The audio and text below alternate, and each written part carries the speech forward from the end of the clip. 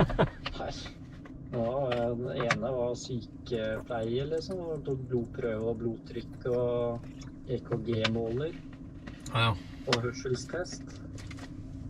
Og så var det lege som basically hørte på pust og hjerterytme og tok noen sånne der synstester og sånn. Og så var det psykolog som basically bare spurte masse spørsmål. Er du gæren i morgen? Ja, og så fikk man sånn der bok med masse forskjellige farger, da, så skulle du lese opp de fargene som sto der, og så bytta dem liksom på tekst og bokstaver eller farger, da. Ja. Og så fjerde rommet var sånn psykolog det også, og da skulle de drive og tegne noen streker mellom tall og, ja, det var basically masse tester, da. Ja.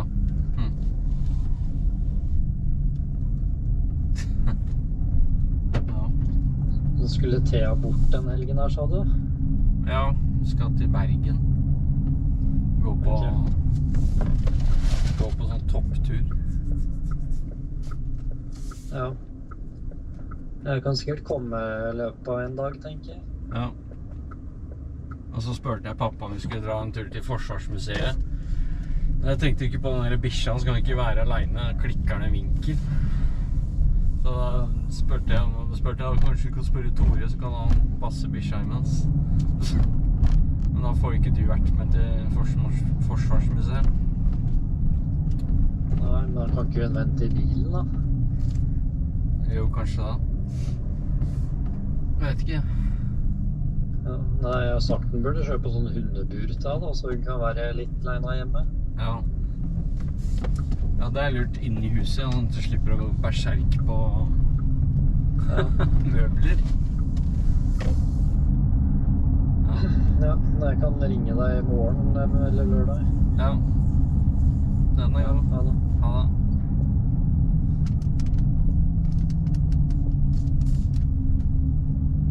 Not the best locks in the world, but you open it up, and inside are several talents of silver and several thick, heavy books, the ship's logs.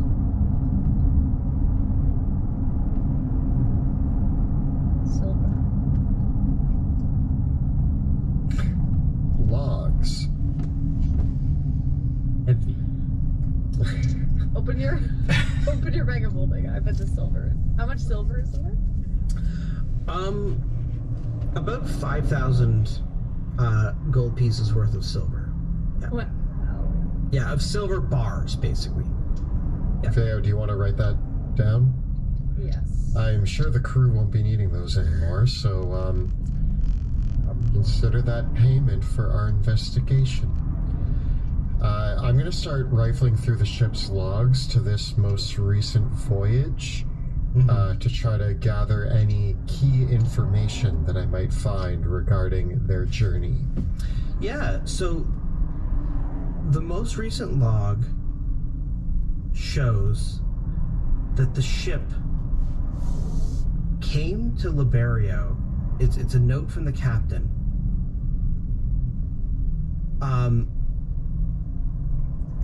Paid in silver, customer, Society of Conscientious Practice and Scientific Discovery, paid 5,000 for direct passage, Dransmond to Liberio, no stops.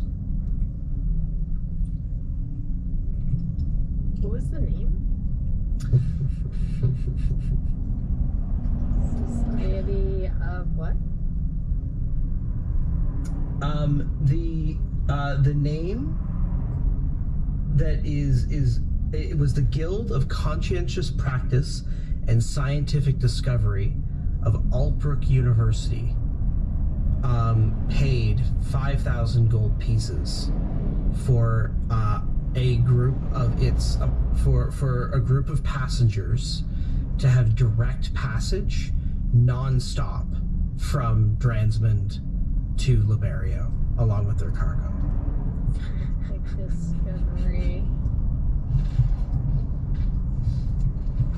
Nice. That's a long name. Yep. Say it one more time. I'm ready to The go. Guild of Conscientious Practice and Scientific Discovery of Altbrook University.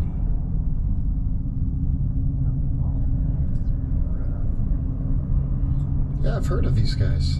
Have you? Yeah. Who are they? They're a trio of scientists from Altbrook who, I don't think Sebastian's ever heard of these people. Sebastian is a very worldly man.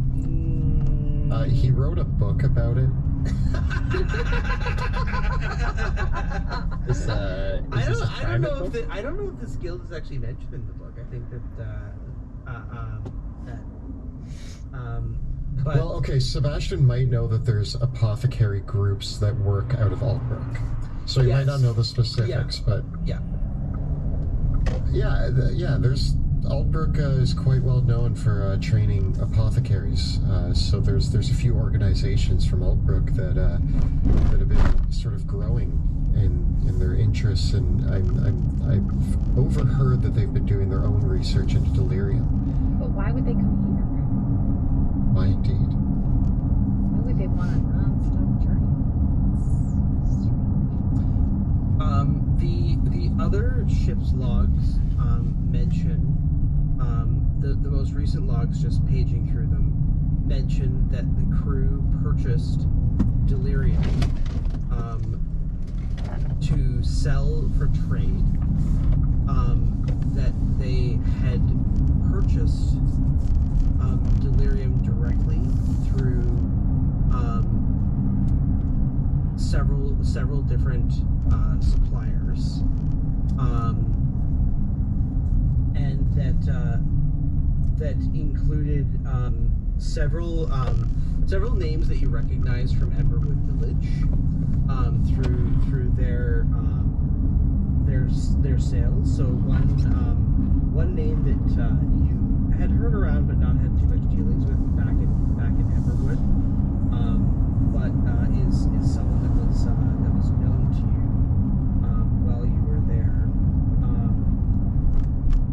Was let me just pull it up here. Was purchasing a large amount of delirium from Orson Fairweather of Fairweather Trades and Exports, but also delirium from House von Baden directly, as well as delirium procured through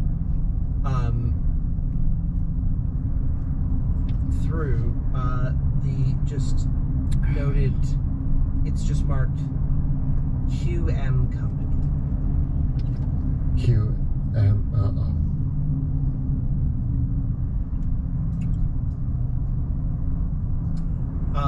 And Yes. according to these logs,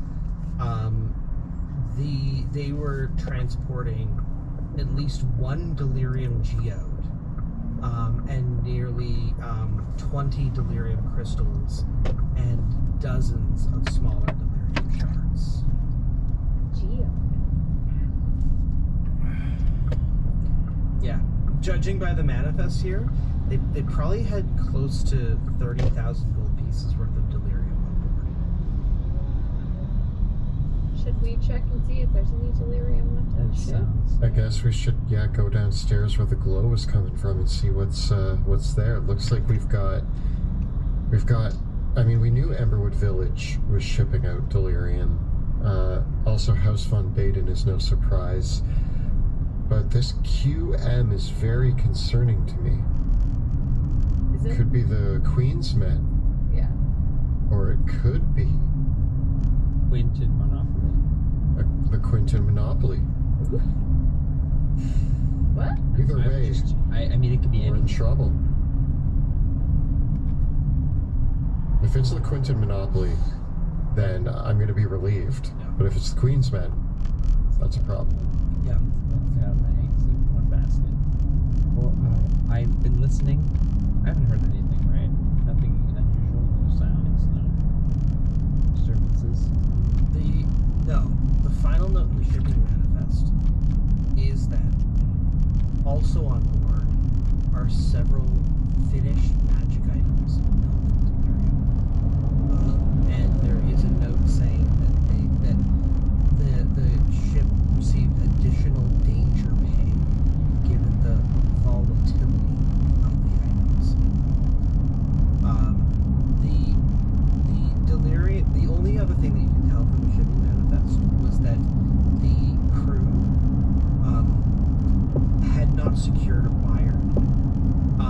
Generally, they're from just flipping through the logs, you can see that generally they usually expected to sell the Delirium to whoever would buy it in Liberio, and that most often, if you flip back through the logs, most often they were selling it to the Amethyst Academy here in Liberio when they in previous expeditions that they had done. Yeah. They were selling it to Rathstad for a robot army. Great. And quite notable that this QM supplier probably supplied like half of the stuff that was bought by the Academy over the span of like the past year. This. We need these books. These will give us some kind of leverage. Yeah. We need to start negotiating to show some of the challenges that we have to overcome when these just shipped out to these places. No wonder there's undead just like rising beneath one of the greatest temples in the area. It's been sunken into the commerce systems of our world. How are we gonna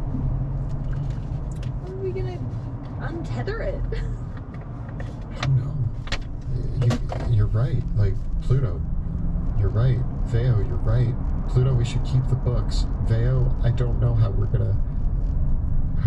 The last it's a lot. detail that you note is that the captain's logs note the crew's delight that the Silver Order had blockade, like the Silver Order's march from Illyria up past Leugten towards Drakenheim created a sort of a blockade for the land route that Delirium would have taken to get down to Liberia. So the captain notes how ever since that the Silver Order invading Westamar might have been the best thing for their profits because it created a demand for the ocean route that bypassed the Silver Order's blockade and which prevented Delirium from going. So there's notes from the captain being giddy about how much they could mark up the price of Delirium because of the war. So they created their own supply and demand problem. This keeps getting messier and messier. Oh, you guys want to go in the basement and see if there's horrible monsters down there? Cool. Yes. I think more maybe survivors, but not likely, right? Could be one and the same at this point with the amount of delirium. Yeah. If you see any survivors, kill them. So that they're not survivors. Ask them questions We're bringing first. no survivor rescue party.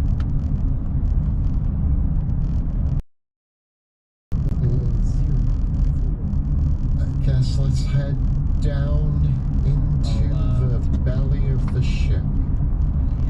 Drachmetius and lead the way Okay. down deeper into the depths.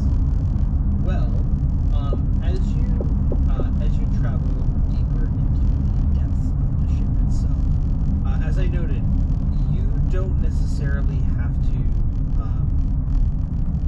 take like what route do you want to use to travel the ship? Because as I noted earlier, if you are on the main deck of the ship, right? These grates, looking down, you can see that they lead directly down to the ship's hold, right? So they pass through the internal levels of the ship, so that if these were opened up, a crane could just pick up the cargo from the ship's hold, rather than needing right now are closed shut. So you can see the delirium, like what you can see looking down through them is there is kind of a two-tiered level to the ship's hold, like it's almost like a little warehouse down there. And looking through, you can see several. There's basically the octarine glow is coming just through the cracks in these lead-lined chests that are placed Oh, this is just great.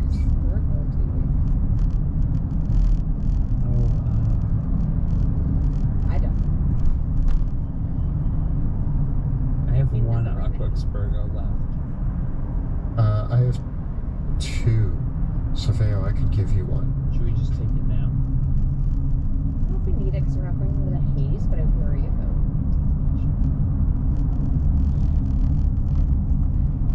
I mean, Stay behind me, friends. I've got an iron stomach from all that poison ivy.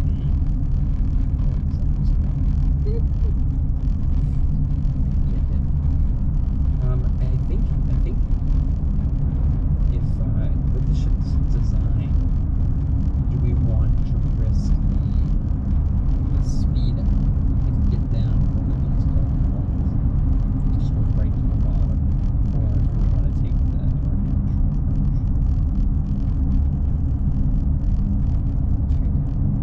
I'm okay with going straight down. approach? So if I lift one of the cargo holds up. blocks, Yeah. Which one do you want to lift up? Let's go with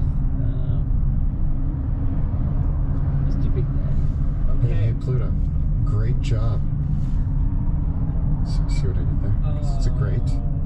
You're lifting a grate. Oh, I thought But, you actually complimented me. Everyone I takes mean, 2d6 points of intelligence damage. Even me?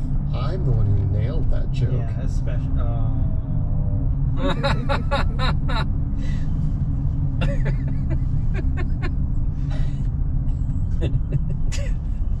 Okay. I don't get it. Yeah, I don't get it either. All right. Let me just. Wait, so am I doing a great Thanks, job? Veo. You are doing a great job. You're also lifting a grate. It was double. I was complimenting you. Your muscles look really big when you lift up giant grates. Okay. Lad us So- go down this hole. Okay. You Is there open room up. there? You open up the central grates, smashing through the what holds them shut. Basically, there's just like a latch that opens it up, and you look down and you see the pile of stacked chests down in the bottom, and the octarine glow around. And as you look down into the base of the ship, you can see the murky fog that fills the bottom of the ship, and you can feel something in here. The contamination is intense. You can feel it below the ship's hold, as if something has keyed up the delirium that is stored down in the ship, and that has it reacting on overdrive. We do need the Expergo. I'm gonna pull out my 2 Expergo and I toss you one, Veo. I'm like, might need these. What is Wait, that? no, this is the Jabby and the Heart one, right? Oh, Yeah. oh yeah. Ow. All right. It never gets easier. It's about a 30-foot drop down to the bottom of the hold. Who's gonna go first? Will it hurt if we just go? There's I'm lots of going- rope around. Yeah, I'm gonna tie off a close bit of rope. Maybe a few. I'm gonna tie off a few lines and toss them down. And picking one of the sturdy ones, I begin the descent. All right. You descend down into the lower levels of the ship's hold. As you slide down, you pass by a gallery level. Basically, as I said, You can imagine that the ship's hold is like a warehouse with a catwalk around the outside. So there's several levels where all the cargo is piled high. Should maybe And change the the ship lane. was certainly transporting more than just delirium, based on the number of